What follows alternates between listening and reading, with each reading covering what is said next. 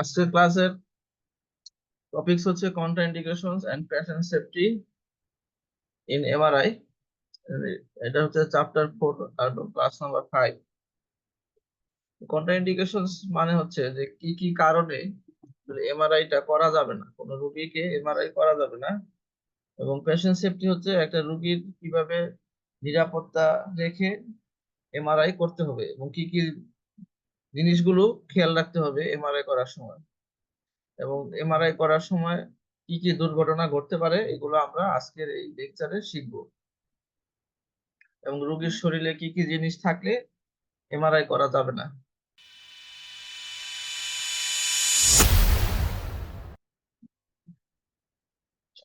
তো প্রথমে আসি এমআরআই সেফটি। আমাদের কোন কোন জিনিস থেকে সেফটি খেয়াল রাখতে হবে।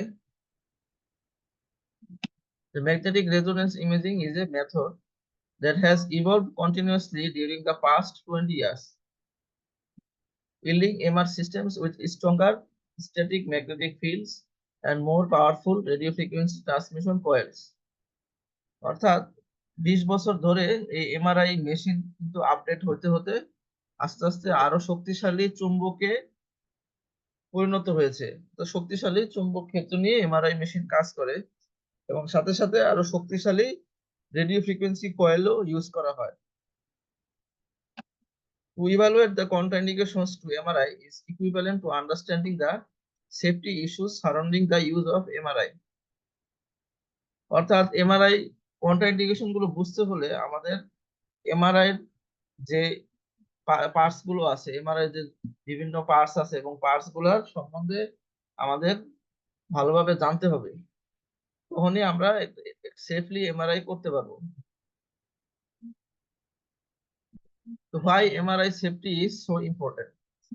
To protect research personnel, অর্থাৎ যারা রিসার্চ করে এমআরআই নিয়ে অথবা ম্যাগনেটিক ফিল্ড নিয়ে রিসার্চ করে তাদের সেফটির প্রয়োজন। এবং রিসার্চ পার্টিসিপেন্টস, এবং এই রিসার্চে যারা অংশগ্রহণ করে বা যারা স্টুডেন্ট থাকে বা শিক্ষানবিশ থাকে তাদেরও প্রোটেকশন প্রয়োজন। Any person who goes near a MRI scanner without taking proper safety precautions could be severely injured. অর্থাৎ কোনো সাবধানতা ছাড়া যদি কেউ হঠাৎ করে এমআরআই স্ক্যানার রুমে ঢুকে যায় তখন তার একটি যে কোনো সময় আহত হতে পারে, গুরুতর আহত হতে পারে। এবং this module will explain MRI safety precautions to ensure no one is injured or harm. অর্থাৎ এই লেকচারে ব্যাখ্যা করা হবে এমন সব বিষয় যেগুলো জানা থাকলে যে কোনো ব্যক্তি যাতে ক্ষতির মুখে না পড়ে, সেজন্য এই লেকচারটা বানানো হয়েছে। Risks associated with MRI is related to the three main mechanisms of the system. তো আমাদের এমআরআই মেশিনের থেকে কোন কোন জিনিস থেকে রিস্ক থাকে, কোন কোন জিনিস থেকে আমাদের সাবধান থাকতে হবে, সেগুলো হলো একটা হচ্ছে স্ট্রং স্ট্যাটিক ম্যাগনেটিক ফিল্ড। অর্থাৎ মেশিনের যে মেইন ম্যাগনেটিক ফিল্ড আছে, সবচেয়ে স্ট্রং যেটা মেইন ম্যাগনেটিক ফিল্ড, যেটা 1.5 টেসলা থেকে 3 টেসলা পর্যন্ত হয় বর্তমানে, সেই ম্যাগনেটিক ফিল্ড থেকে আমাদের সাবধান থাকতে হবে। তারপর হচ্ছে পালসড গ্রেডিয়েন্ট ম্যাগনেটিক ফিল্ড, অর্থাৎ যে গ্রেডিয়েন্ট কয়েল গুলো থাকে ম্যাগনেটিক এমআরআই মেশিনের যে মেইন ম্যাগনেটের নিচের দিকে থাকে গ্রেডিয়েন্ট ম্যাগনেটিক ফিল্ড, এইগুলা থেকেও কিন্তু সাবধান থাকতে হবে। এবং এগুলা থেকে গ্রেডিয়েন্ট কয়েল থেকে রোগীর ক্ষতি হতে পারে। এবং রেডিও ফ্রিকোয়েন্সি পালস, অর্থাৎ রোগীর শরীরে যে রেডিও ফ্রিকোয়েন্সি দেওয়া হয় এই রেডিও ফ্রিকোয়েন্সি থেকেও সাবধান থাকতে হবে। এবং এই তিনটা জিনিস থেকে কিভাবে সাবধান থাকতে হবে এবং কিভাবে ক্ষতি করতে পারে এগুলো আমরা আস্তে আস্তে দেখব। তো প্রথমেই হচ্ছে স্ট্রং স্ট্যাটিক ম্যাগনেটিক ফিল্ড, অর্থাৎ আমাদের যে মেইন ম্যাগনেটিক যে পাওয়ার, ওটা থেকে আমরা সাবধান থাকবো। তো as a result of ferromagnetic interactions an object or device may be moved, rotated, dislodged or accelerated towards the magnet. অর্থাৎ যেহেতু এমআরআই মেইন ম্যাগনেট অনেক শক্তিশালী, এজন্য কোনো ফেরোম্যাগনেটিক ম্যাটেরিয়াল যখন এমআরআই রুমে ঢুকবে তখনই ওই ম্যাটেরিয়ালটাকে মেশিনটা অনেক জোরে টানবে। টানার সময় দেখা গেছে হয়তো কোনো জিনিস থেকে ছুটে যাবে অথবা হাত থেকে ছুটে যাবে কারো পকেট থেকে ছুটে যাবে, বা সম্পূর্ণ ট্রলি বা হুইল চেয়ার বা অক্সিজেন সিলিন্ডারও মেশিনের সাথে লেগে যেতে পারে। The projectile effect means that depending on the type of magnet and the intensity of the generated field, to varying extent, objects are attracted to the center of the magnet. তো লাস্টে যেটা বলছে যে সবসময় একটা অবজেক্ট মেশিনের centre থেকে টানে, সেন্টারের দিকে টানে, এবং এই টানাটা নির্ভর করে ওই মেশিনের ম্যাগনেটের উপর এবং ম্যাগনেটিক ফিল্ডের স্ট্রেংথের উপর নির্ভর করে যে কত জোরে টানবে।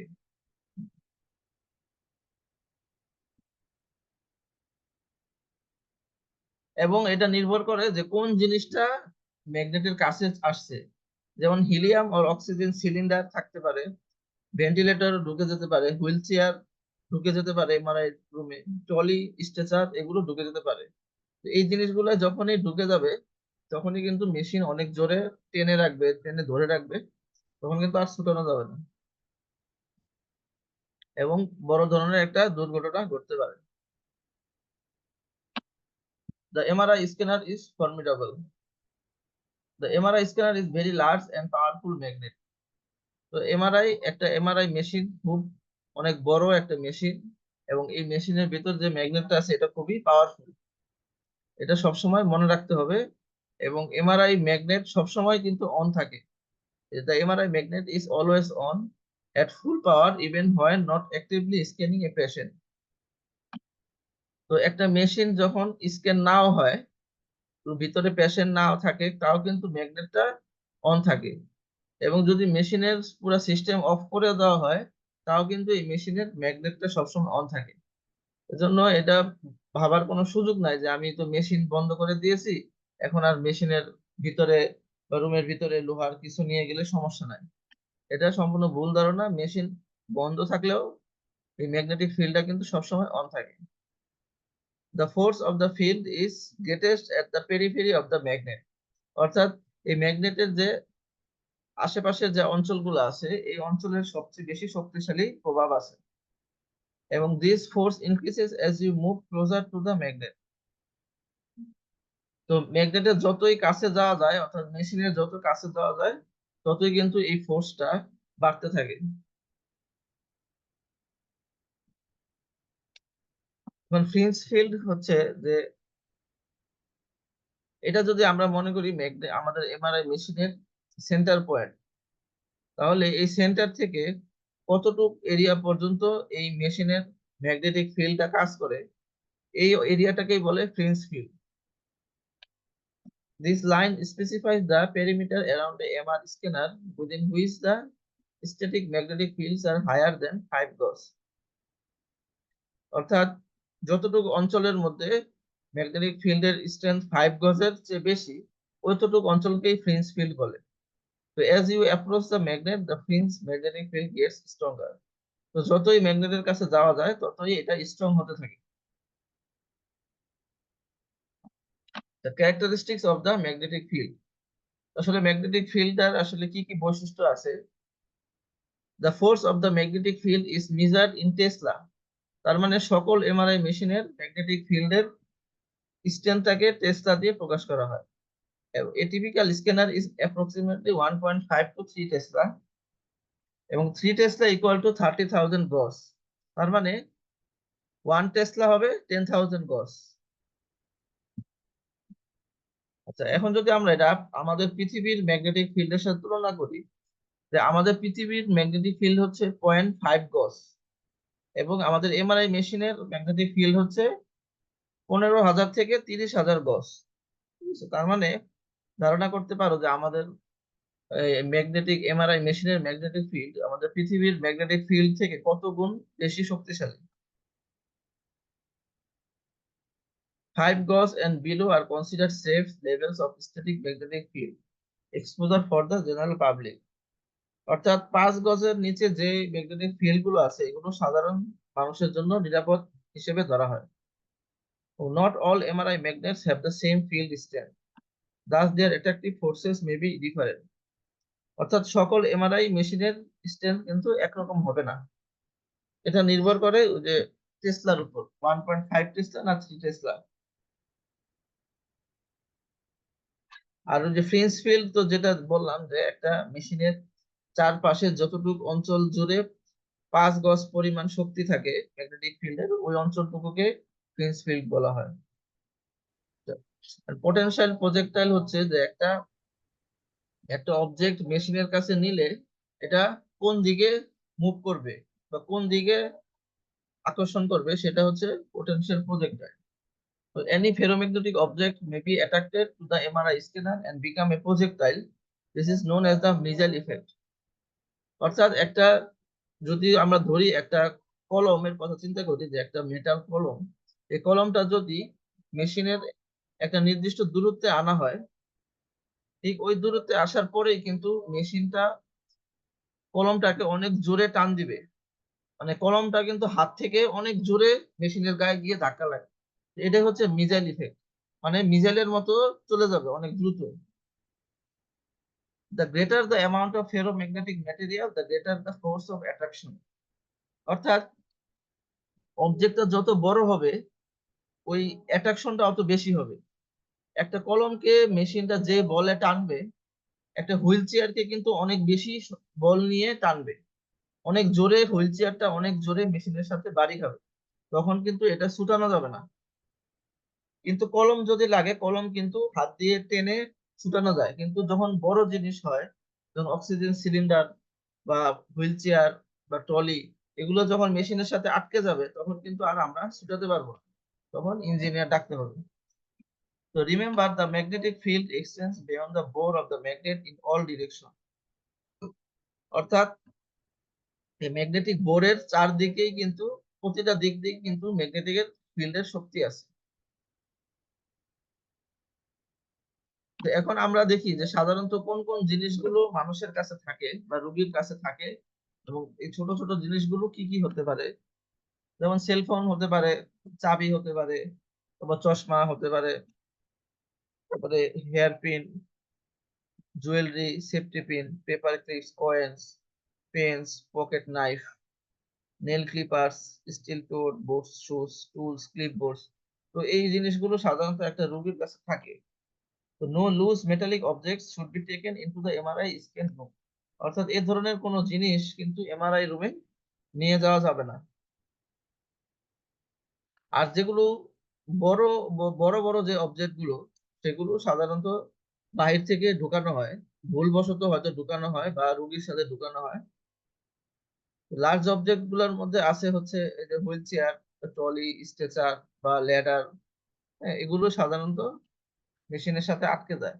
Due to the strength of the magnet, large objects such as chairs and ivy poles can become projectile and get stuck in the magnet. অর্থাৎ এই ম্যাগনেটের সাথে লেগে যাবে। If a person is in the path of the object, serious injury could occur. এখন এই যে অবজেক্টটা যে মেশিনের সাথে জোরে ধাক্কা লাগবে, এই ধাক্কা লাগার মাঝখানে যদি কোনো মানুষ থাকে, তাহলে কিন্তু এই মানুষটাও সহ এই মেশিনের সাথে আটকে যাবে, তখন কিন্তু একটা বড় ধরনের ক্ষতি হতে পারে। তো এরকম ছবিতে দেখা যাচ্ছে যে বিভিন্ন ধরনের দুর্ঘটনা যেগুলো হয়েছে সেগুলোর ছবি। হয়তো এই যে এখানে দেখা যাচ্ছে যে এটা হয়তো স্যালাইন সেট এটার সাথে লেগে আছে মেশিনের সাথে, এখানে একটা চেয়ারের মতো কিছু একটা লেগে আছে, এখানে একটা অক্সিজেন সিলিন্ডার, এখানে একটা স্ট্রেচার বা হুইল চেয়ার লেগে আছে। এগুলো সবগুলোই কিন্তু দুর্ঘটনাবশত ঢুকানো হয়েছে, বা যারা ঢুকাইছে তারা এমআরআই মেশিন সম্বন্ধে তাদের কোনো আইডিয়া নাই বা জানে না। এইখানে দেখা যাচ্ছে একটা এমআরআই মেশিনের সাথে একটা স্যালাইন সেট লেগে আছে, লম্বা একটা স্যালাইন সেট লেগে আছে। তো এই জিনিসগুলা কোনোভাবেই এমআরআই রুমে ঢুকানো যাবে না, যদি না এই জিনিসগুলো এমআরআই কমফোর্টেবল হয়। এখন দেখা গেছে অনেক সময় মেশিনের সাথে এমআরআই কমফোর্টেবল হুইল চেয়ার বা ট্রলি দেওয়া হয়, যেই জিনিসগুলো এমআরআই রুমে ঢুকালে কোনো সমস্যা হয় না, এগুলো হচ্ছে এমআরআই কমফোর্টেবল। আবার এমআরআই কমফোর্টেবল অক্সিজেন সিলিন্ডারও আছে, যেগুলো এমআরআই রুমে ঢুকানো যায়। তো এগুলো মানে কনফার্ম হতে হবে কোনটা এবার ঢুকানো যাবে, কোনটা ঢুকানো যাবে না। যেমন এখানে একটা দেখা যাচ্ছে একটা ভ্যাকুয়াম ক্লিনার আছে, ভ্যাকুয়াম ক্লিনার হয়তো কোনো ক্লিনার রুম পরিষ্কার করতে গিয়ে ঢুকিয়ে ফেলেছে এবং এটা মেশিনের সাথে আটকে গেছে। এবং একই রকম ভাবে আরেকটা যে স্ট্রেচার, পেশেন্ট স্ট্রেচার, এটাও কিন্তু ঢুকিয়েছে এবং মেশিনের সাথে আটকে গেছে। তো এগুলো সবই কিন্তু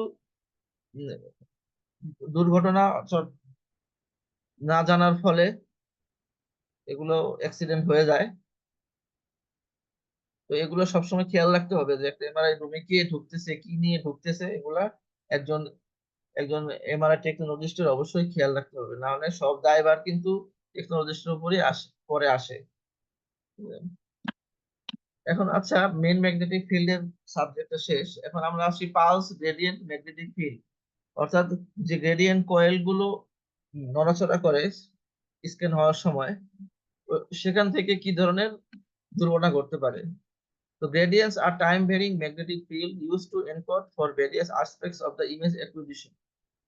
অর্থাৎ একটা ছবির যখন আমরা নেই, এই ছবিটার যে এনকোডিং মানে আসলে ছবিটার কোন দিকে কোন সিগন্যালটা কোন দিক থেকে আসছে, মানে রাইট সাইড কোনটা, লেফট সাইড কোনটা, তারপর অ্যান্টেরিয়র পার্ট কোনটা, সুপিরিয়র পার্ট কোনটা, এগুলো হচ্ছে গ্রেডিয়েন্ট কয়েলের মাধ্যমে বোঝা যায়। এবং they are much weaker than the main magnetic field, main magnetic থেকে একটু দুর্বল হয়, এবং as they are repeatedly and rapidly, কিন্তু তারা অত্যন্ত দ্রুত নড়াচড়া করে, যার কারণে এমআরআই করার সময় শব্দ হয়। Turn on and off the rapid changing magnetic field can induce electrical currents and electrically conductive devices and may directly cause neuromuscular stimulation.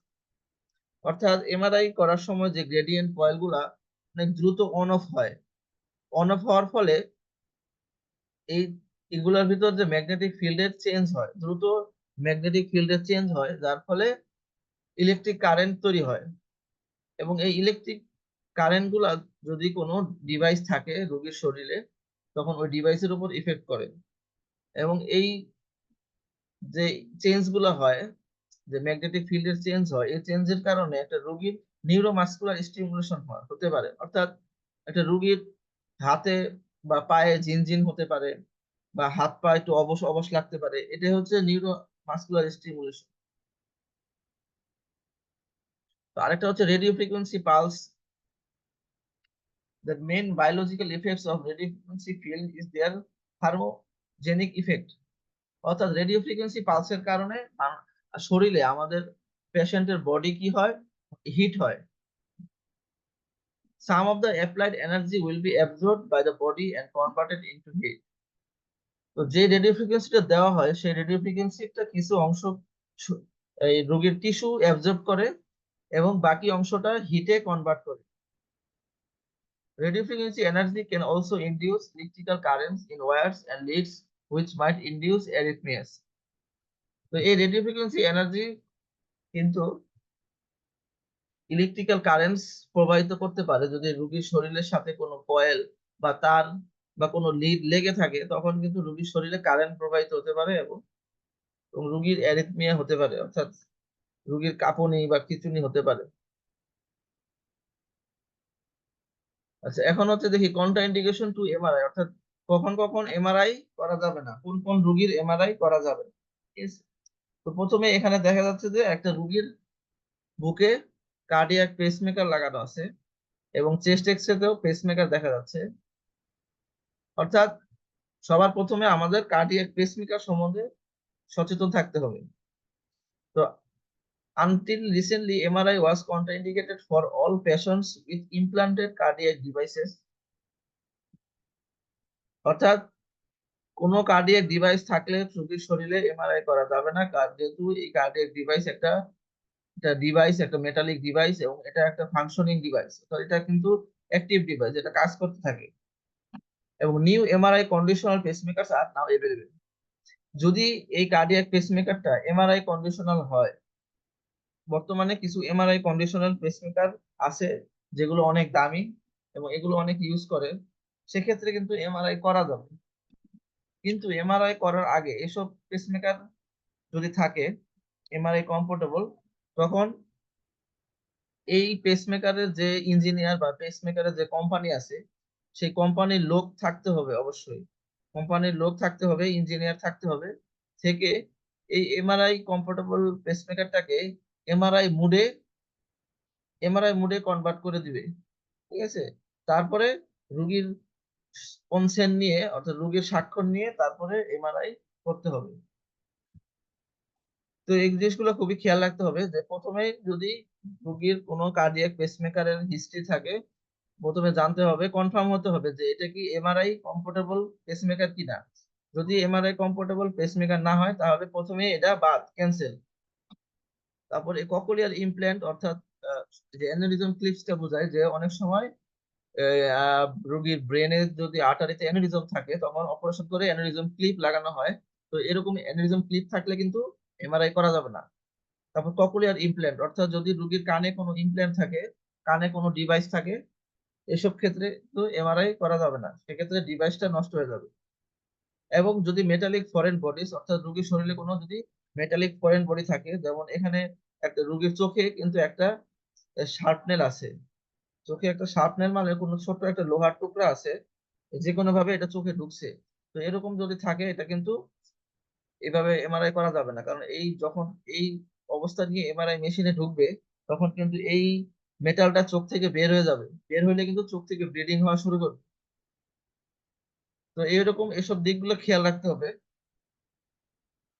তারপর যদি অকুলার ইমপ্ল্যান্ট অর্থাৎ রোগীর চোখে যদি কোনো ডিভাইস থাকে সেক্ষেত্রে করা যাবে না। এবং যদি প্রস্থেটিক হার্ট ভালভস থাকে, অনেক সময় রোগীর হার্টে অপারেশন করে আর্টিফিশিয়াল ভালভ লাগানো হয়, তো এগুলো থাকলে এমআরআই করা যাবে না। তো এখানে লম্বা একটা লিস্ট আছে কি কারণে এমআরআই করা যাবে না, এগুলো আস্তে আস্তে তোমরা দেখে নিও পরে, যে আসল জিনিসগুলো আমি বলে দিছি। আচ্ছা, এখন হচ্ছে এমআরআই কমফোর্টেবল মেটাল গুলা কি কি, অর্থাৎ কি কি মেটালের জিনিস হলে এমআরআই রুমে ঢুকানো যাবে। একটা হচ্ছে টাইটেনিয়াম। তো টাইটেনিয়াম এমন একটা মেটাল যে এই টাইটেনিয়াম মেটালের উপর ম্যাগনেটিক ফিল্ডের কোনো ইফেক্ট হয় না, অর্থাৎ এই মেটালকে ম্যাগনেট টানে না। টাইটেনিয়ামের তো সাধারণত এখন যে অপারেশনের যে ইনস্ট্রুমেন্ট গুলো আছে, বেশিরভাগ ইনস্ট্রুমেন্ট গুলো এই টাইটেনিয়ামের তৈরি হয়। এবং রোগীর শরীরে যে প্লেট লাগানো হয় বা স্ক্রু লাগানো হয় এগুলো বেশিরভাগই টাইটেনিয়ামের হয়, যার কারণে এমআরআই করলে সমস্যা হয়। আরেকটা আছে অ্যালুমিনিয়াম। তো অনেক সময় দেখা গেছে যে অ্যালুমিনিয়ামের ওই যে যখন ক্লিনাররা অনেক সময় ঝাড়ু নিয়ে যায়, অ্যালুমিনিয়ামের তৈরি ঝাড়ু বা যে লাচ্ছি দেয়, ওই ঝাড়ুগুলা কিন্তু অ্যালুমিনিয়ামের তৈরি হয়, তো অ্যালুমিনিয়াম নিলে সমস্যা হয় না।